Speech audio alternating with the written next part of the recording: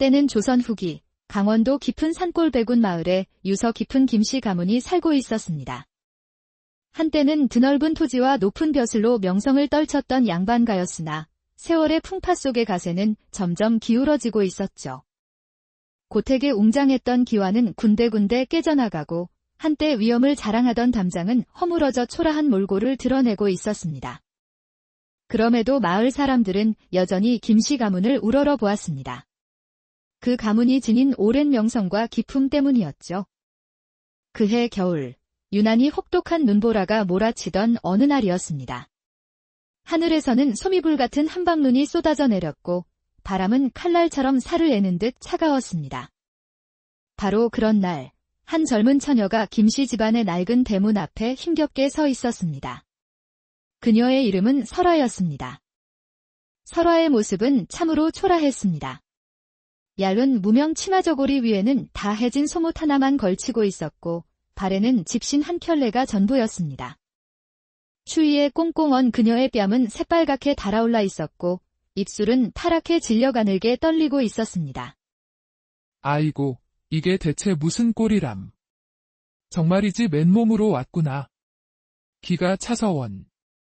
띠거기는 대문을 열고 나온 시어머니 박씨 부인이 깊은 한숨을 내쉬며 말했습니다. 박씨 부인은 설화를 위아래로 훑어보더니 못마땅한 듯 고개를 저었습니다. 그녀의 눈빛에는 실망감과 냉소가 가득했습니다. 짐짝도 이런 짐짝이 없겠구나. 이런 아이를 우리 집안 며느리라고 들여야 한단 말이냐? 박씨 부인의 말은 날카로운 비수처럼 설화의 가슴에 박혔습니다. 설화는 추위와 서러움에 떨리는 몸을 애써 감추며 고개를 깊이 숙였습니다. 사실 설화 자신도 알고 있었습니다. 지금 자신의 모습이 얼마나 볼품없고 초라한지를 말이죠. 어서 들어오너라. 문 앞에서 얼어 죽을 셈이냐? 시어머니의 목소리에는 일말의 온기조차 찾아볼 수 없었습니다. 설화는 조심스럽게 대문 안으로 발을 들였습니다. 고택의 마당은 넓었지만 관리가 되지 않아 잡초가 무성했습니다. 한때는 화려한 꽃들로 가득했을 정원은 이제 황량하기만 했습니다. 민준아, 내 신부가 왔다. 나와 보거라. 박씨 부인이 사랑채를 향해 소리치자 잠시 후 한 젊은 사내가 나왔습니다. 바로 설화의 남편이 될 김민준이었습니다. 민준은 설화를 한번 힐끗 쳐다보더니 이내 실망한 표정으로 고개를 돌려버렸습니다. 고작 이렇게 생겼단 말이요. 민준의 차가운 말에 설화의 가슴이 쿵 내려앉았습니다. 하지만 설화는 눈물을 보이지 않고 꾹 참았습니다.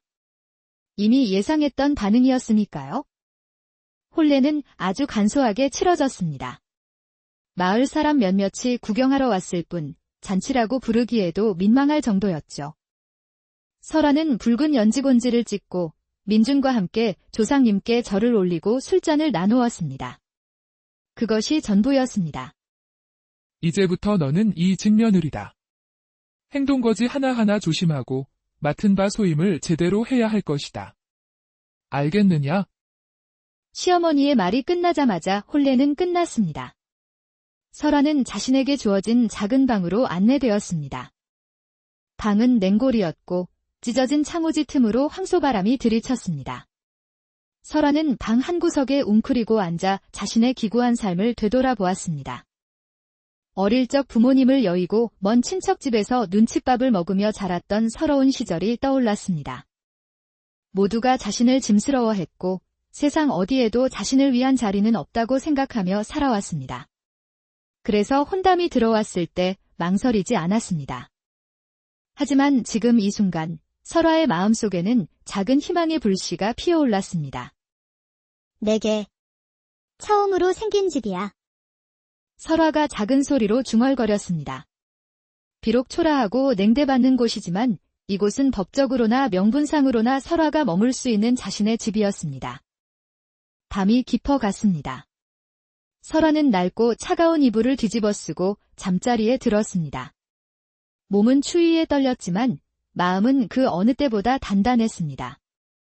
어떤 일이 있어도 반드시 이곳에서 뿌리 내리고 말겠어. 창밖으로는 여전히 하얀 눈이 소복소복 쌓여가고 있었습니다. 설아는 그 눈을 바라보며 다짐했습니다. 이 하얀 눈이 더러운 것들을 덮어주듯 자신도 언젠가는 이 집의 온기를 가져다 줄 수 있을 거라고. 그렇게 설아의 새로운 삶이 시작되었습니다. 세월은 흘러 설아가 김씨 집안에 시집온 지 어느덧 4년이 지났습니다. 하지만 집안 사정은 나아지기는커녕 연이은 흉년으로 더욱 어려워졌고 빚만 늘어갔습니다. 그런 힘겨운 와중에도 설아에게는 큰 기쁨이 하나 있었습니다. 바로 옥동자 아들 현우를 낳은 것이었죠. 우리 현우, 엄마가 꼭 훌륭하게 키워줄게. 걱정 마렴.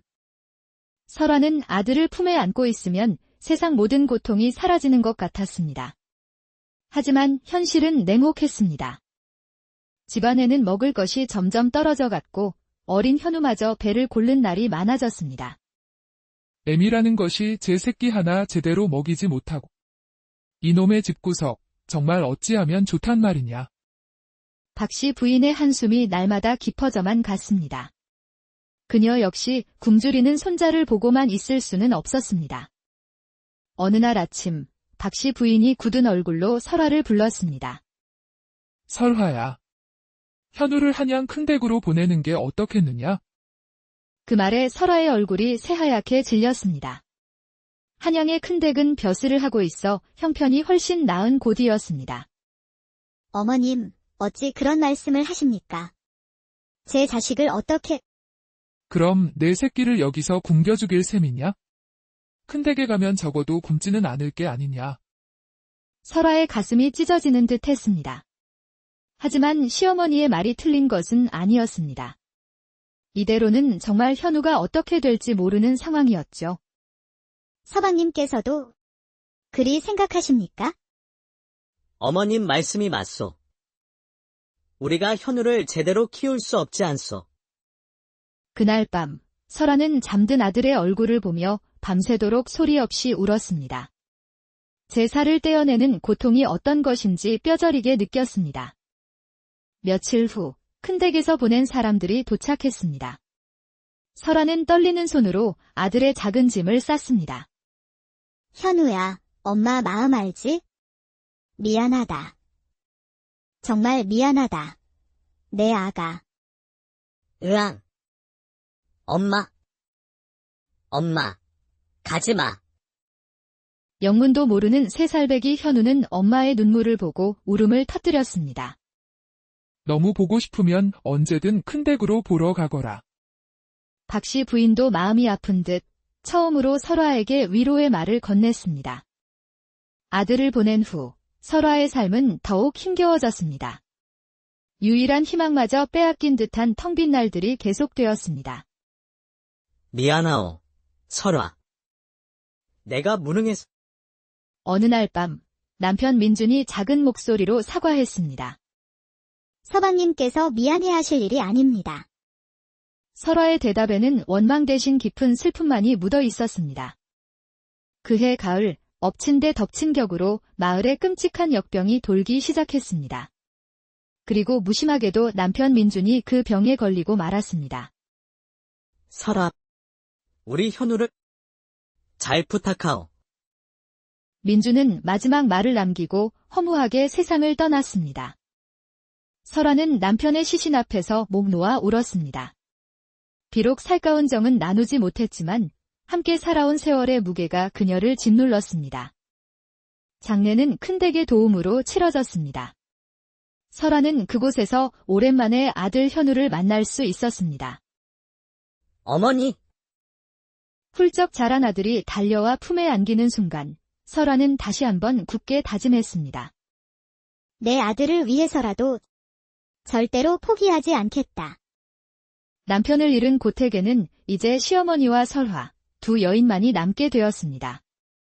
생계를 이어갈 방법을 찾아야만 했죠.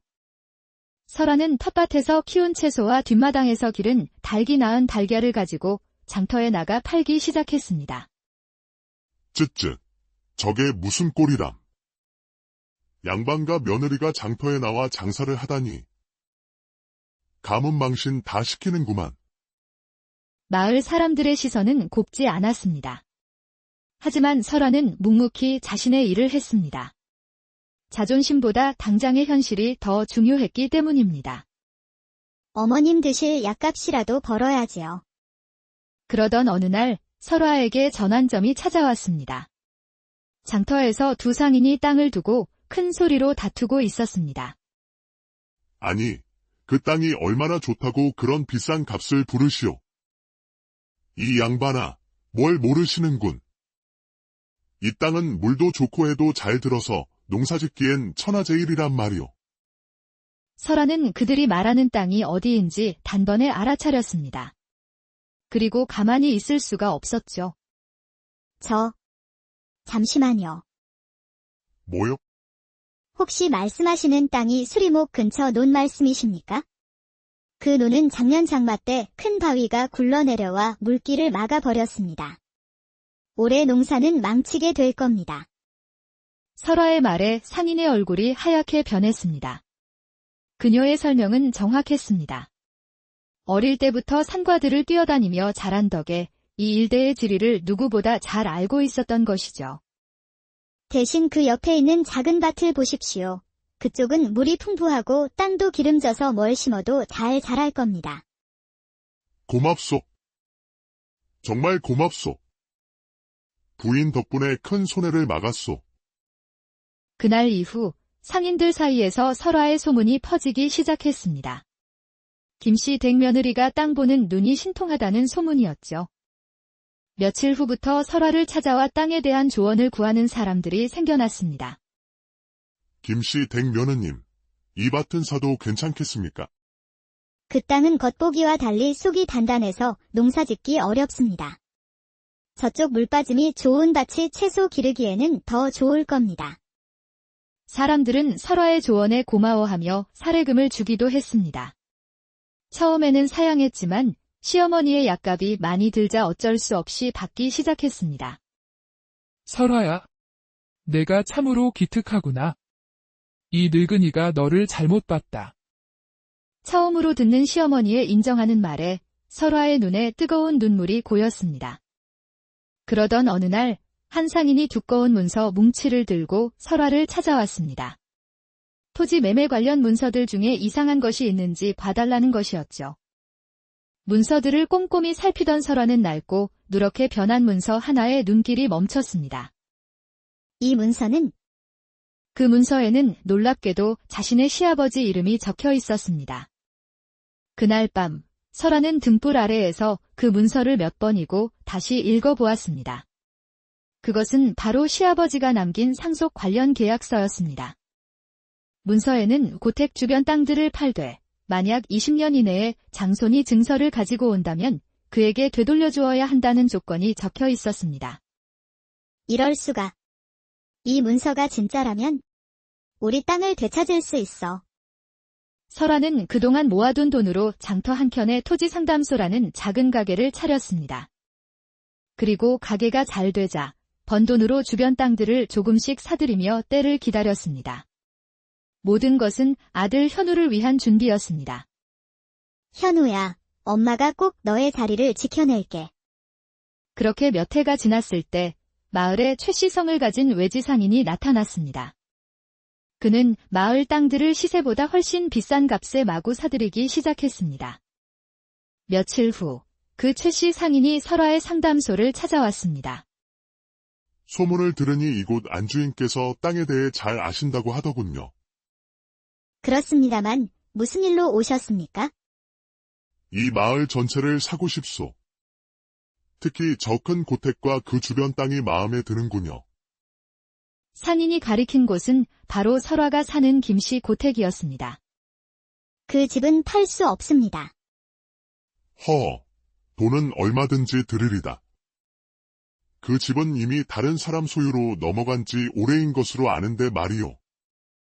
상인이 품에서 문서를 꺼내 보였습니다. 고택의 매매 계약서였습니다. 이 문서에 따르면 고택은 이제 내 것이니 어서들 나가주시지요. 잠깐만요. 그 문서가 전부가 아닙니다. 설화는 자신이 찾아낸 조건부 상속 문서를 꺼내 보였습니다. 이 문서를 보십시오. 조건부 매매였습니다. 조건을 충족하면 원래 주인에게 돌아와야 합니다. 이런 문서가 있었군. 하지만 장손이 지금 여기 없지 않소? 결국 두 사람은 관하로 가게 되었습니다. 원님 앞에서 각자의 주장을 펼쳤죠. 흥미로운 일이로군. 며칠 시간을 줄 테니 각자 주장을 뒷받침할 증거를 더 찾아오도록 하시오. 그날 밤 설화는 큰 댁에 급히 편지를 보내 아들 현우를 데려와 달라고 부탁했습니다. 며칠 후 10살이 되어 훌쩍 자란 현우가 도착했습니다. 오랜만에 만난 아들은 의젓한 모습이었습니다. 어머니, 보고 싶었습니다. 우리 아들. 많이 컸구나. 다음 날 설화는 현우의 손을 잡고 관하로 갔습니다. 원님, 제 아들이자 김씨 가문의 장손인 김현우입니다. 원님은 마을 사람들의 증언과 두 문서를 다시 살펴본 후 마침내 판결을 내렸습니다. 조건 이행이 확인되었으므로 고택과 주변 땅들은 본래 주인인 김씨 가문의 장손에게 돌려주는 것이 마땅하다. 설화가 마침내 이긴 것이었습니다. 고맙습니다. 원님. 정말 고맙습니다. 집으로 돌아오는 길, 대문 앞에서 기다리고 있던 시어머니 박씨 부인이 설화 앞에 갑자기 무릎을 꿇었습니다. 내가 눈이 어두웠다. 너의 큰 뜻도 몰라보고. 이 못난 시어미를 용서해다오. 내가 이 집안을 지켜냈구나. 고맙다, 설화야. 어머님, 어서 일어나십시오. 당연한 일을 했을 뿐입니다. 오랜 세월 차갑기만 했던 집안에 드디어 따뜻한 온기가 돌아왔습니다. 그날 저녁, 세 사람은 오랜만에 한상에 둘러앉아 정겨운 식사를 했습니다. 이제야 정말 제 집에 온 것 같습니다. 그 후 몇 년이 지나 현우가 과거에 급제했다는 기쁜 소식이 전해졌습니다. 몇 달 후, 현우는 어엿한 관복을 입고 금이 환영했습니다. 어머니, 다녀왔습니다. 어머니께서 이 집을 지켜주셨기에 제가 돌아올 곳이 있었습니다. 우리 아들, 정말 자랑스럽구나. 그날 저녁, 모자는 고택마루에 앉아 활짝 핀 매화꽃을 바라보았습니다. 앞으로는 제가 이 집을, 그리고 어머니를 지켜나가겠습니다. 사람은 가장 밑바닥에 이르렀을 때 비로소 모든 것을 바꿀 기회를 얻는 법이란다. 포기하지 않는 사람은 결국 다시 일어서게 되어 있어. 설화의 이야기는 마을 사람들 사이에서 전설이 되어 오래오래 전해졌습니다. 가진 것 없이 시집 온 한 여인이 지혜와 인내로 가문을 다시 일으켜 세운 놀라운 이야기 말입니다. 설화는 진정한 의미에서 그 집의 주인이 되었습니다. 그리고 그 집은 사랑과 희생, 끝없는 노력으로 일군 가족의 따뜻한 보금자리